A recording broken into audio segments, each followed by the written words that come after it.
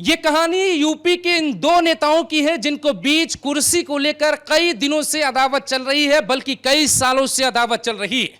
आखिरकार यूपी की मुख्यमंत्री की कुर्सी का असली हकदार कौन है, केशव प्रसाद मौर्य या फिर योगी आदित्यनाथ? दोनों नेताओं में ज्यादा ताकतवर कौन है, योगी या केशव? दोनों नेताओं में किसकी सबसे ज्यादा कमजोरी है? दोनों नेताओं के पास ऐसा क्या है कि उनकी बात आला कमान बहुत ध्यान से सुने? या दोनों नेताओं में ऐसी कौन सी खूबी है कि यूपी की जनता उनको अपना चीफ मिनिस्टर चुन ले या उन्हें मुख्यमंत्री की कुर्सी पे बैठा हुआ देख ले?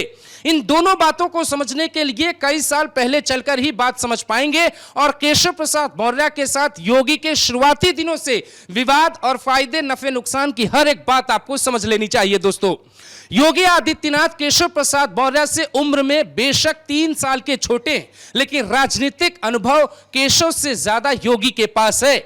उम्र में अगर आप देखेंगे तो 26 साल की उम्र में ही योगी आदित्यनाथ पहली बार देश में सांसद बन जाते हैं, लेकिन केशव प्रसाद मौर्य उस उम्र में न तो सियासत में एक्टिव ठीक से थे और जब आए तो उनको चुनाव में हार का सामना करना पड़ा। लगभग 43 साल की उम्र में केशव प्रसाद मौर्य ने अपना पहला चुनाव जीता। और इस बात को समझने के लिए शुरू करते उसी दौर से जहां से केशव प्रसाद मौर्य का सियासत में जन्म हुआ। 1980 में केशव प्रसाद मौर्य आरएसएस की तरफ बढ़ने लगे। दोनों नेताओं में कोई तालमेल नहीं था या एक दूसरे को जानते भी नहीं थे।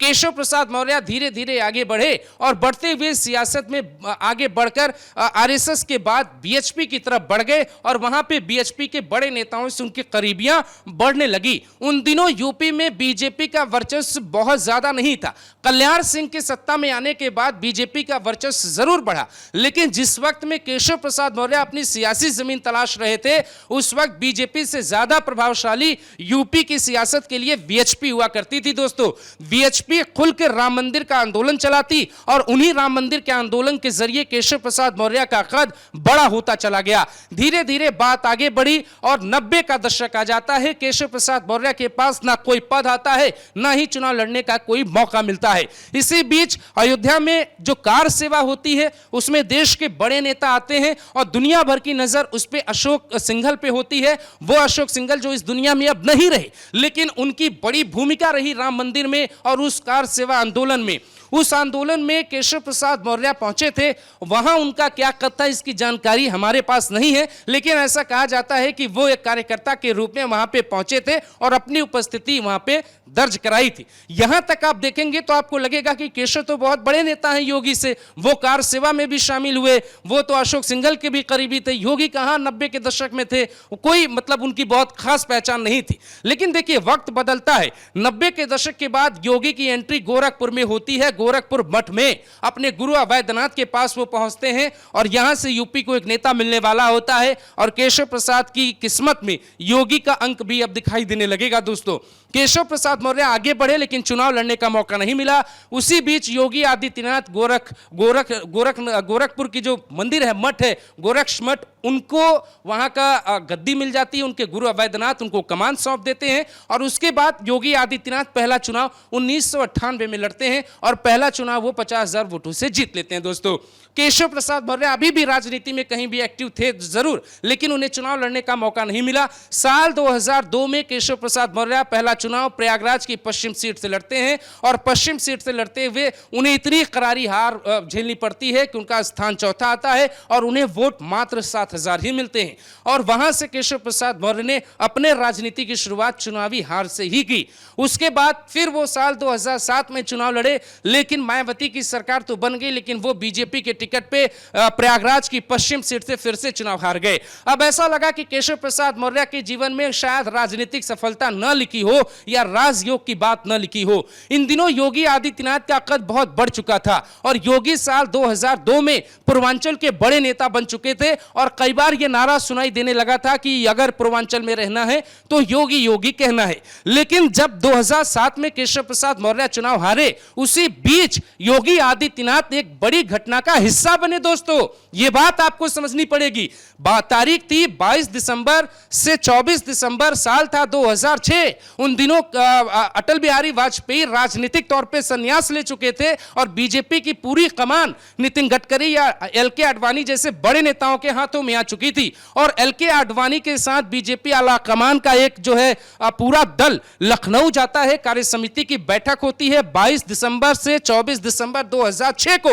योगी आदित्यनाथ बतौर सांसद उस कार्य समिति की बैठक में नहीं पहुंचे। योगी आदित्यनाथ ने यह कहा कि आपको यह कहा जा रहा कि आप हिंदुत्व का नैरेटिव गढ़िए, और बीजेपी जो है सॉफ्ट हिंदुत्व के नारे पे चल रही थी। अटल बिहारी वाजपेयी का शाइनिंग इंडिया नारा फेल हो चुका था और योगी इस बात पे टिके थे कि भाई अब हिंदुओं की बात करिए, हिंदुत्व की बात होनी चाहिए और हिंदुत्व को ब्रांड बनाइए।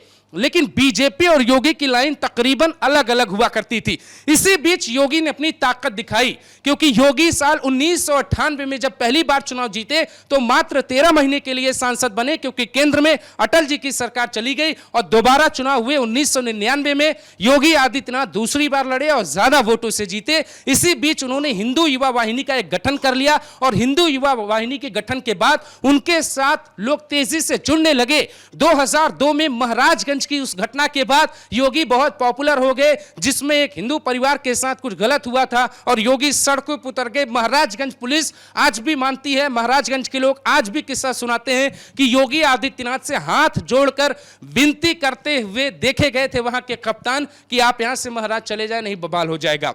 साल 2006 में योगी आदित्यनाथ हिंदुओं को लेकर एक बहुत बड़ा सम्मेलन करते हैं, हिंदू विराट सम्मेलन करते हैं और उसमें कई लाख लोग आते हैं। आप समझिए, लखनऊ में बीजेपी कार्य समिति की बैठक चल रही है और गोरखपुर में योगी आदित्यनाथ अपनी ताकत दिखा रहे हैं। और उसके बाद योगी को बहुत बड़ी पहचान मिली दोस्तों। जो लोग गोरखपुर में कहते थे योगी, अगर गोरखपुर में रहना है योगी योगी कहना होगा, वो कहानी भी बहुत दिलचस्प है। उसको सुनाने के लिए एक अलग से एपिसोड आपके लिए लेकर आएंगे।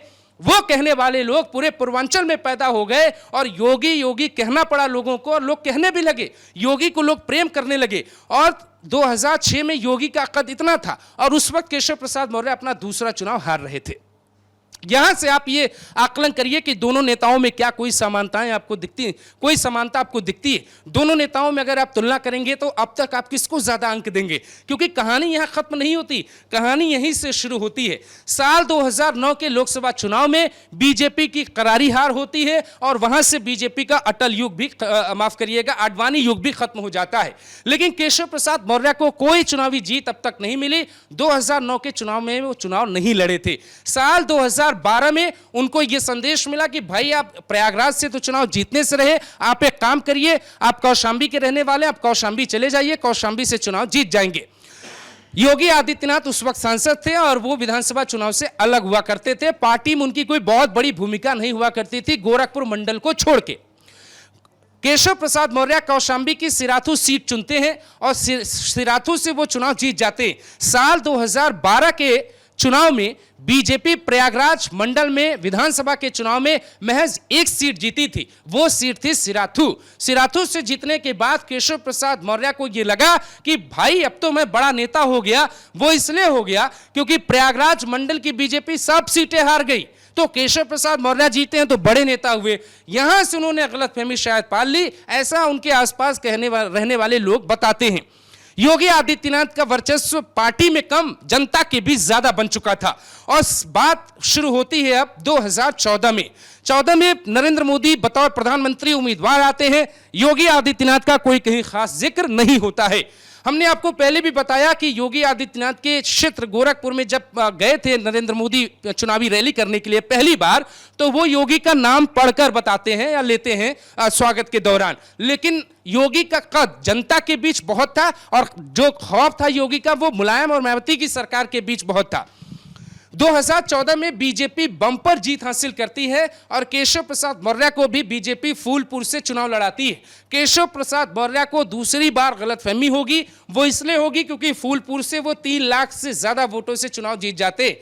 जब 3 लाख से ज्यादा वोटों से वो चुनाव जीते तो उनके मन में या उनके आसपास रहने वाले लोगों ने यह कहा कि साहब अब तो आप आने वाले वक्त में यूपी के मुख्यमंत्री बन जाएंगे। और इत्तेफाकन देखिए कि वो मुख्यमंत्री के सपने के साथ प्रधानमंत्री के करीबी हो गए और उन्हीं दिनों अमित शाह को बीजेपी ने यूपी का प्रभारी बना के यूपी चुनाव 2017 के लिए यूपी भेजा और कहा यह जाता है कि केशव प्रसाद मौर्य ने उनके करीब आने का हर वो रास्ता अपनाया और अमित शाह के करीबी बन गए। यही कारण रहा कि साल 2016 में ही उनको पार्टी का अध्यक्ष बना दिया गया। यहां आपसे बहुत दिलचस्प सवाल पूछने वाले हैं, आप उसका जवाब जरूर दीजिएगा। आगे की कहानी भी आपको सुननी है क्योंकि तभी आप आकलन समझ पाएंगे कि योगी मुख्यमंत्री क्यों रहने चाहिए या केशव को मुख्यमंत्री की कुर्सी क्यों नहीं मिलनी चाहिए। जब उन्हें पार्टी का अध्यक्ष बनाया गया तो चुनाव में महज एक साल से 1 महीने का कम वक्त बचा था दोस्त। उसके बाद वो पार्टी के संगठन में जुट जाते हैं और चुनावी प्रचार करते हैं। बीजेपी 325 सीटें जीत जाती है 2017 में और उसके बाद केशव प्रसाद मौर्य को लगता है कि ये जीत उनकी है, उनके नेतृत्व में ही पार्टी को जीत मिली है, इसीलिए उनको मुख्यमंत्री बनाया जाना चाहिए। लेकिन दोस्तों, मैं एक सवाल जो पूछना चाहता था उसका आप जवाब दीजिए कि साल 2017 में आप योगी को जानते थे या केशव प्रसाद मौर्य को जानते थे? यही बात पार्टी आला कमान को भी समझाई जा रही थी आरएसएस की तरफ से कि योगी आदित्यनाथ का कद बड़ा है और उन्हें उस कद के मुताबिक पार्टी को मुख्यमंत्री बनाना चाहिए ताकि पार्टी को फायदा मिले। और राम मंदिर का जो मुद्दा है वो यूपी में है, जो कृष्ण भूमि का जो मुद्दा है वो यूपी में है, जो बनारस का मुद्दा है वो यूपी में है, जो लहर होती है वो यूपी में है। खुद प्रधानमंत्री नरेंद्र मोदी 2014 में बनारस से चुनाव लड़े, वो इसलिए लड़े क्योंकि उस बात को वो बीजेपी और तेजी से फैला पाए कि उनका जो हिंदुत्व का जो नैरेटिव है वो बहुत स्पेशल है और उसको वो छोड़ना नहीं चाहते। इसीलिए तो प्रधानमंत्री नरेंद्र मोदी ने साल 2014 के चुनावी रैली के दौरान ये कहा था, मां गंगा ने बुलाया है, मैं तो आया हूं। तो योगी आदित्यनाथ मुख्यमंत्री बन जाते हैं और यहीं से दोनों नेताओं की कहानी शुरू होती है। लेकिन एक बार साल 2017 तक की रिपोर्ट पे समीक्षा कर लेते हैं। केशव प्रसाद मौर्य पहला चुनाव 2 में हारे, दूसरा चुनाव 2007 में हारे, तीसरा चुनाव वो जीते अपना 2012 में सिराथू से, चौथा चुनाव वो जो लड़े लोकसभा का वो जीते लगभग 3 लाख वोटों से। और योगी आदित्यनाथ 1998 में, 1999 में, 2004, 2009, 2014 ये 5 चुनाव योगी आदित्यनाथ जीतते हैं। खास बात यह है कि वो हर चुनाव ज्यादा नंबर से जीत जाते थे और हर बार उनके नंबर बढ़ जाते थे। केशव प्रसाद मौर्य के जीवन में अब कुछ सब कुछ सामान्य था। लगता ऐसा था कि भाई इनको तो मुख्यमंत्री आज नहीं कल पार्टी बनाने के बारे में सोचेगी। उनको मिला पीडब्ल्यूडी डिपार्टमेंट और डिप्टी सीएम का चेहरा। 19 का चुनाव आया, योगी आदित्यनाथ अपने परफॉर्मेंस पे ध्यान देने लगे और उनका पहला नारा आपको याद होगा जब 15 अगस्त 2017 को उन्होंने ये कहा कि हर मदरसे से मुझे वीडियो रिकॉर्डिंग चाहिए, कहां राष्ट्रगान होता है कहां नहीं। योगी आदित्यनाथ अपने हिंदुत्व फेस को हिंदुत्व के ब्रांड में बदलने लगे थे और केशव प्रसाद मौर्य पीडब्ल्यूडी डिपार्टमेंट के साथ डिप्टी सीएम की कुर्सी पे बैठ के मुख्यमंत्री वाला सपना पालने लगे थे। यहीं से दोनों नेताओं के रास्ते अलग अलग हो जाते हैं। जो जैसा करने की कोशिश करता है सामने रास्ते उसके वैसे ही बनते दिखाई देते हैं। आप जैसा सोचेंगे आप वैसा ही बन जाएंगे। योगी आदित्यनाथ ने ऑपरेशन लंगड़ा से लेके यूपी पुलिस के हाथ खोल दिए। यूपी की कानून व्यवस्था को बदलने के लिए बड़ी मछलियों को पकड़ना शुरू किया, माफियाओं को डर दिखाया, माफियाओं को अंत दिखाया और माफियाओं को यह कहना पड़ा उनके जाने से पहले कि साहब हम तो मिट्टी में मिल चुके हैं, अब किस मिट्टी में मिलाएंगे। ऐसा अतीक को कहते आपने सुना, मुख्तार की हेकड़ी निकलते आपने देखा। यूपी का कोई ऐसा माफिया नहीं जो अपने आप को यह कहे कि सरकार कुछ नहीं, लेकिन इसी यूपी में लोग मुख्यमंत्रियों के साथ बैठ के डील करते थे और वो माफिया आम लोगों को परेशान करते थे। योगी आदित्यनाथ की लाइन बड़ी होती चली गई दोस्तों। अब बारी आती है साल 2022। ये 22 बहुत कुछ तय कर देगा। 2021 में केशव प्रसाद मौर्य से रिश्ते बेहतर करने के लिए योगी 7 कालीदास मार्ग केशव प्रसाद मौर्य के घर पे जाते हैं, उनके बेटे और बहू को बधाई देकर आते हैं। लेकिन केशव प्रसाद मौर्य अब भी मुख्यमंत्री वाला ख्वाब लेकर चलते रहे। 22 के चुनाव में एक ऐसा नतीजा आता है जिसने पूरी कहानी पलट दी और यहां से आप ये समझ पाएंगे कि योगी बड़े या फिर केशव प्रसाद मौर्य बड़े। कौशांबी की बीजेपी 5 विधानसभा सीटें हार गई। यह बीजेपी के लिए एक बहुत शर्मनाक नंबर था, क्योंकि ऐसा नहीं होता कि जब आप कभी किसी बड़े नेता के क्षेत्र में चुनाव लड़ने जाते हो और वहां पार्टी का आधार ही खत्म हो जाए। इससे भी बड़ी शर्मनाक बात यह थी कि केशव प्रसाद मौर्य खुद भी अपनी सीट हार गए थे और बहुत बुरी तरह से हारे थे। कोई 200-400 से नहीं हारे थे, बड़े मार्जिन से हारे थे। और वो जो है एक बड़ी हार थी। और केशव प्रसाद मौर्य की हार पे सबसे ज्यादा जो जश्न मनाया गया था वो मनाया गया था समाजवादी पार्टी के कार्यालय में, क्योंकि अखिलेश यादव ने एक मिशन बनाया था और पल्लवी पटेल को उनके सामने उतारा। बहुत परपंच हुआ, उस पर तमाम बातें आप जानते हैं। केशव प्रसाद मौर्य के रहते डिप्टी सीएम बीजेपी साल 2024 के लोकसभा चुनाव में भी बहुत करारी हार कौशांबी में हार जाती है और वहां से भी समाजवादी पार्टी की जीत हो जाती है। अब इस बात को समझिए बहुत ध्यान से आप, यही होता है, वक्त का जो चक्र होता है वो कभी भी घूमता है। साल 2012 में जब केशव प्रसाद मौर्य चुनाव जीते सिराथू विधानसभा से, उस वक्त बीजेपी प्रयागराज मंडल में सिर्फ एक विधानसभा सीट जीती, वो थी सिराथू केशव प्रसाद मौर्य की सीट। और अब आप देखिए 2024 के लोकसभा चुनाव में क्या हुआ, बीजेपी एक सीट वहां से नहीं निकाल पाई, प्रयागराज भी हार गई, कौशांबी भी हार गई। तो बीजेपी के लिए तो बहुत शर्मनाक हो गया और बीजेपी के लिए वो चीज दोबारा से खड़ी हो गई जैसे यूपी में कोई बीजेपी का आधार नहीं था। आज प्रयागराज मंडल के आसपास की ज्यादा सीटों पर आप देखिए, आपको वही बीजेपी आधारहीन दिखेगी। तो केशव प्रसाद मौर्य बस उनके पास इस बात का एक रिपोर्ट है, एक फाइल है कि आला कमान के पास अब वो जाते हैं तो वो कहते हैं कि साहब जो कुर्मी वोट है, जो कुर्मी वोटर है यूपी का, वो 19% बीजेपी से कम हो गया। साहब जो जाटव है वो भी 19% कम हो गया। और जो गैर यादव वोटर हैं, जो ओबीसी के जो मेन वोटर कहे जाते हैं, वो भी बीजेपी से 13% कम हो गए। योगी आदित्यनाथ रहेंगे तो आपकी सरकार 27 में नहीं बनेगी। और इसी बात का जिक्र जौनपुर के बदलापुर से विधायक रमेश चंद्र मिश्रा करते हैं कि साहब अगर आपने फैसला नहीं लिया तो योगी के दम पे 27 की सरकार नहीं बनेगी। सवाल यह है कि केशव प्रसाद मौर्य जिस ओबीसी रिपोर्ट का जिक्र दिल्ली आला कमान के सामने कर रहे थे, वो रिपोर्ट सिराथू या कौशांबी में लागू क्यों नहीं हुई? अगर आप ओबीसी के चेहरे पे गए तो पार्टी को जीत क्यों नहीं मिली? ये अब तक की रिपोर्ट में आपने ये देखा कि किस नेता ने कितना चुनाव अपने आप में जीता और कितने चुनाव उनको गंवाने पड़े। लेकिन एक बात छूट गई, उस बात को भी समझ लेना चाहिए दोस्तों। यहां फैसले बहुत इंपॉर्टेंट होते हैं और फैसलों से ही कोई नेता बनता है, कोई बिजनेसमैन बनता है। जिसके फैसले में दम, वो बड़ा इंसान बनता है, ये तो हमेशा कहा जाता है। केशव प्रसाद मौर्य ने यूपी की सियासत में कोई बहुत बड़ा नैरेटिव नहीं गढ़ा, कोई बड़ा एजेंडा नहीं शुरू किया। अगर पीडब्ल्यूडी मंत्रालय मिला था तो उस मंत्रालय को कायाकल्प में बदलने की कोशिश नहीं की। इधर योगी अपने आप में हर एक नया एजेंडा बनाते रहे, काम करते रहे, बुलडोजर दौड़ाते रहे। और दोनों नेताओं के अंक अब आपको साफ साफ दिख रहे होंगे। केशव प्रसाद मौर्य के पास ओबीसी वोटर है, जिसके दम पे वो दिल्ली आलाकमान के पास जाते हैं। वो कहते हैं कि योगी आदित्यनाथ को आप मौका मत दीजिए, मौका मुझे दीजिए। और योगी आदित्यनाथ अपना कोई चुनाव नहीं हारते हैं, वो हर चुनाव ज्यादा नंबरों से जीत कर आए। और जब भी उन्हें पार्टी ने मौका दिया, उन्होंने उसको साबित किया कि हाँ, मैं ऐसा कर सकता हूं। साल 2022 में जिस वक्त केशव प्रसाद मौर्य सिराथू से हारे, उसी वक्त गोरखपुर से टिपिकल विधानसभा सीट पर योगी आदित्यनाथ की तकरीबन 1 लाख वोटों से ज्यादा अंतरों से जीत हासिल होती है दोस्तों। अब आप बताइए कि केशव बड़े या योगी बड़े? पार्टी के अंदर दोनों नेताओं में किसका बड़ा कद? योगी आदित्यनाथ ने संगठन में काम नहीं किया, लेकिन जीत का स्ट्राइक रेट किसका ज्यादा है? योगी आदित्यनाथ ने कभी आरएसएस में काम नहीं किया, लेकिन बीजेपी और आरएसएस की विचारधारा जमीन पर लाने का काम किसने बेहतर किया? योगी आदित्यनाथ ने कभी जिला इकाई में काम नहीं किया, लेकिन योगी आदित्यनाथ ने बेहतर किया या केशव ने? वो आपको तय करना है। और यह भी आपको बताना है कि क्या वाकई में इन 40 सालों की बातों में केशव प्रसाद मौर्य कभी किसी मौके पर योगी से 20 होते दिखाई दिए? क्योंकि पार्टी आला कमान के पास जाकर उनके कान भरकर आप लखनऊ की सियासत में किस्सा तो गढ़ सकते हैं, लेकिन सियासत से कुर्सी तब नहीं मिलेगी जब जनता आपके साथ नहीं रहेगी दोस्तों। और यही कारण है कि केशव प्रसाद मौर्य के हाथ से बाजी निकलती दिखाई दे रही है। इधर दिल्ली में योगी आदित्यनाथ से पूरी रिपोर्ट ली जाएगी और यह कहा जाएगा कि आप 27 की तैयारी करिए, क्योंकि योगी अपने तरफ से पूरा काम करने की कोशिश कर रहे हैं। उनके काम में किसी का दखल है नहीं। यहां तक कि केशव जी और पाठक जी दोनों को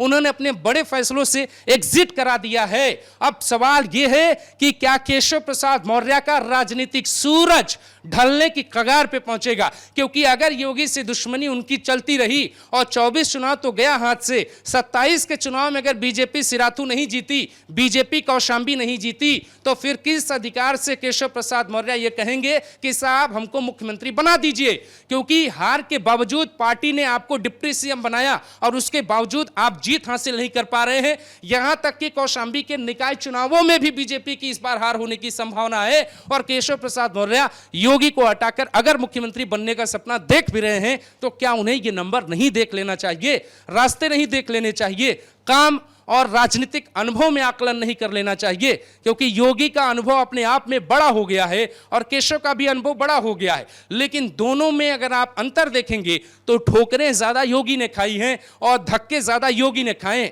उन्हें पार्टी में साबित करना पड़ा, पार्टी में कोई हाथ पकड़ने वाला नहीं था। अगर उनके गुरु अवैधनाथ न होते तो गोरखपुर से योगी आदित्यनाथ को कभी कोई पूछता भी नहीं लोकसभा के लिए। अवैधनाथ उनके गुरु थे, मटकी गद्दी योगी के पास थी और ये परंपरा सालों पुरानी है कि जिसके पास मटकी गद्दी उसको मिलती है, उसको लोकसभा चुनाव में टिकट मिलता था। ये परंपरा आगे बढ़ी और योगी को टिकट मिल गया, योगी सांसद बन गए। उन्होंने अपने आप को प्रूफ कर दिया। उनकी कोई लॉबी नहीं थी, उनकी बहुत बड़े नेताओं से कोई मुलाकात नहीं थी, उनकी कोई सेटिंग नहीं थी, उन्होंने किसी से पार्टी का टिकट नहीं मांगा। एक बार जीते, 5 बार जीते, 6वीं बार विधानसभा में जीते, अभी यूपी के मुख्यमंत्री हैं। नेम प्लेट वाले विवाद में फिलहाल योगी के एक्शन से पूरे देश में हड़कंप मचा है। केशव प्रसाद मौर्य से मीडिया ने पूछा, साहब फैसला कैसा लगा? कहना पड़ा, नाम तो लिखना पड़ेगा। इस विश्लेषण पे आप जरूर बताइएगा, कुछ छूट गया है तो आप जरूर इसमें लिखिएगा। दूसरी बार जब भी वीडियो बनाएंगे उसका जिक्र करेंगे दोस्तों।